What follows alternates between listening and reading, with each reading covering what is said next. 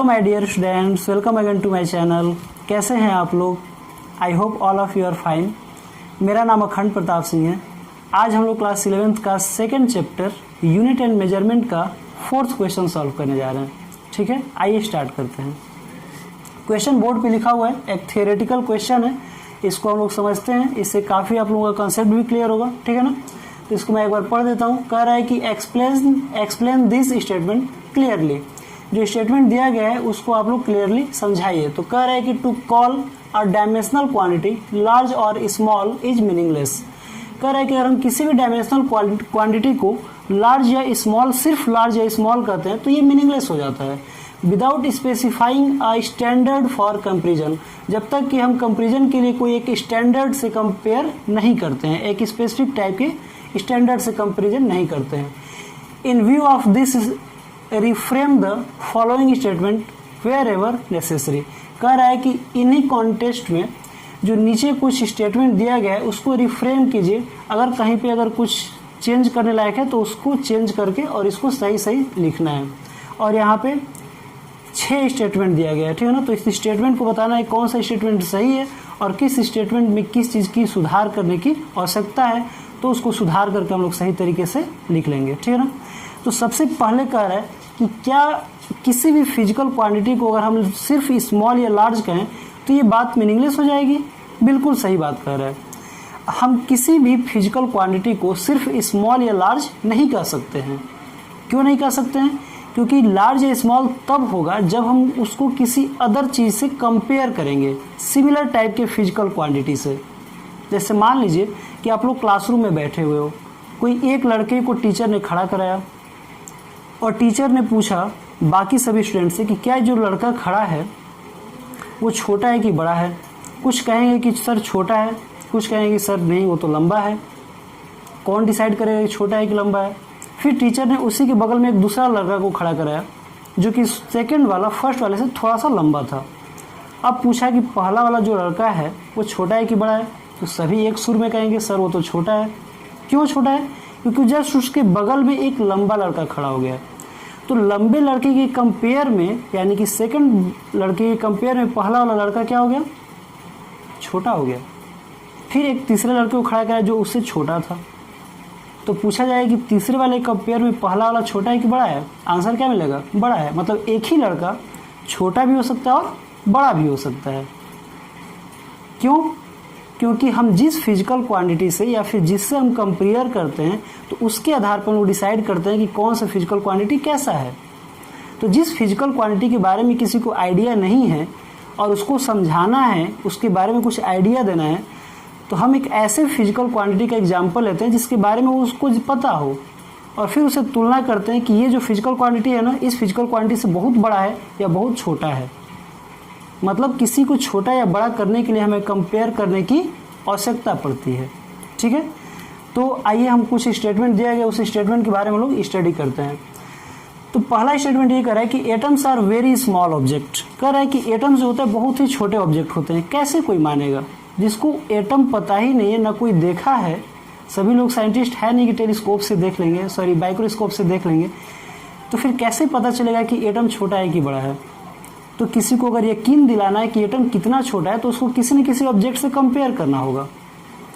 तो पिन सभी लोगों ने देखा होगा, तो हम कह सकते हैं कि जो टिप ऑफ द पिन होता है ना, उसके कई हजार गुना ज़्यादा साइज छोटा होता है किसका? एटम का। तब लोगों को पता चल जाएगा। मतलब size of the atom is much smaller than the tip of the pin. ये स्टेटमेंट अगर हम लिखेंगे तो बिल्कुल करेक्ट होगा। ठीक है, सेकेंड स्टेटमेंट में कह रहा है a jet plane moves with great speed. अगर कह रहा है कि जेट प्लेन ग्रेट स्पीड से मूव करता है, कैसे मान लें? मान लो कि जिसको हम बता रहे हैं वो जेट प्लेन में कभी बैठा ही ना हो या जेट प्लेन के बारे में उसको नहीं पता है, तो कैसे यकीन दिलाएंगे कि वो कितना तेज मूव करता है? तो उसको किसी ऐसे ऑब्जेक्ट से कंपेयर करेंगे जिसको वो फील किया हो, जिसको वो जानता हो। जैसे मान लो कि वो सुपर फास्ट ट्रेन में बैठा हुआ है, तो हम कह सकते हैं कि the speed of jet plane is much more greater than the speed of super fast train. जो सुपर फास्ट ट्रेन की जो स्पीड है उससे कई गुना ज़्यादा स्पीड ऑफ जेट प्लेन होता है। तो अगर कंपेयर कर देंगे तो स्टेटमेंट बिल्कुल करेक्ट हो जाएगा। ठीक है, थर्ड स्टेटमेंट पे चलते हैं हम लोग। कह रहा है कि the mass of Jupiter is very large. Jupiter का मास बहुत बड़ा होता है। कैसे कोई फील करेगा जिसको पता ही नहीं है कि जुपिटर कैसा होता है या कभी गया तो है नहीं वहाँ पे। तो सबको अर्थ के मास के बारे में तो अंदाज़ा है क्योंकि अर्थ पे ही रहता है सभी लोग, ठीक है ना। तो हम क्या कह सकते हैं, the mass of the Jupiter is much greater than the mass of the earth, क्योंकि अर्थ के बारे में लगभग सभी को अंदाजा है कितना वेट है, मास है, ठीक है ना। तो अर्थ के मास से जुपिटर का मास कई गुना ज़्यादा होता है, ठीक है। तो ये हमारा करेक्ट स्टेटमेंट होगा। फिर कह रहा है फोर्थ स्टेटमेंट में, the air inside this room contains a large number of molecule. इस रूम के अंदर जो एयर है वो एयर बहुत ही लार्ज नंबर में है। तो हम कैसे पता चलेगा कि लार्ज नंबर में कितना लार्ज नंबर हो सकता है। तो मैंने पहले ही कहा कि किसी भी फिजिकल क्वांटिटी को जब कंपेयर करते हैं तो सिमिलर टाइप के फिजिकल क्वांटिटी से हम लोग कंपेयर करते हैं, ठीक है। तो एयर का जो नंबर ऑफ एटम्स हैं उसको काउंट करने के लिए एक एवोगैड्रो नंबर होता है जिसको 1 मोल कहा जाता है, और 1 मोल में 6.022 इंटू 10⁻23 नंबर्स ऑफ एटम होते हैं जिसको 1 मोल कहा जाता है। इसको एवोगैड्रो नंबर भी कहा जाता है। 6.022 इंटू 10⁻23 एटम, जिसको हम लोग क्या बोलते हैं, 1 मोल बोल सकते हैं, ठीक है ना। और ये हमारा एवोगैड्रो नंबर होता है। तो हम कह सकते हैं कि इस रूम में 1 मोल से कई गुना ज़्यादा नंबर ऑफ एटम प्रेजेंट है, ठीक है। जितना 1 मोल में जो नंबर ऑफ एटम प्रेजेंट होता है उससे कई गुना ज़्यादा एटम इस कमरे में प्रेजेंट है, इस कमरे के एयर में प्रेजेंट है। ये हमारा राइट स्टेटमेंट होगा। फिर कह रहा है a person is much more massive than a proton is much more massive than an electron. ये स्टेटमेंट जो है ना बिल्कुल करेक्ट स्टेटमेंट है। इसमें बिल्कुल इम्प्रूवमेंट की आवश्यकता नहीं है। क्यों? क्योंकि जो हम लोग अभी तक 1, 2, 3, 4 क्वेश्चन में करते आए हैं ये ऑलरेडी किया हुआ है। हम लोगों ने अभी तक क्या करा था, हम लोगों ने अभी तक किसी को ज़्यादा या कम दिखाने के लिए एक स्पेसिफिक टाइप के, सिमिलर टाइप के फिजिकल क्वांटिटी से कंपेयर कर रहे थे। और इसने क्या किया, पहले ही से कंपेयर कर दिया है। कह रहा है a proton is much more massive than an electron. Electron से मच मोर ज़्यादा होता है मास ऑफ द प्रोटॉन, और ये बिल्कुल करेक्ट स्टेटमेंट है क्योंकि जो प्रोटॉन होता है वो इलेक्ट्रॉन से 1836 टाइम्स ग्रेटर होता है मास ऑफ प्रोटॉन का, ठीक है। तो ये स्टेटमेंट बिल्कुल करेक्ट है, इसमें किसी इंप्रूवमेंट की कोई आवश्यकता नहीं है। लास्ट जो क्वेश्चन है, ये स्टेटमेंट है कि the speed of sound is much smaller than the speed of light. बिल्कुल करेक्ट स्टेटमेंट है। क्यों? क्योंकि इसमें भी बिल्कुल कंपेयर किया हुआ है, ठीक है ना, कि जो स्पीड ऑफ साउंड होता है वो स्पीड ऑफ लाइट से कई गुना ज़्यादा होता है। साउंड के बारे में आप लोग क्लास 11th में ही सेकंड पार्ट वाली बुक में आप लोगों को पढ़ना है, और जब आप लोग पढ़ेंगे तो आप लोगों को पता चलेगा कि जो स्पीड ऑफ साउंड होता है वो कई चीज़ों पे डिपेंड करता है। कई सारे फैक्टर्स होते हैं जिसके ऊपर साउंड डिपेंड करता है।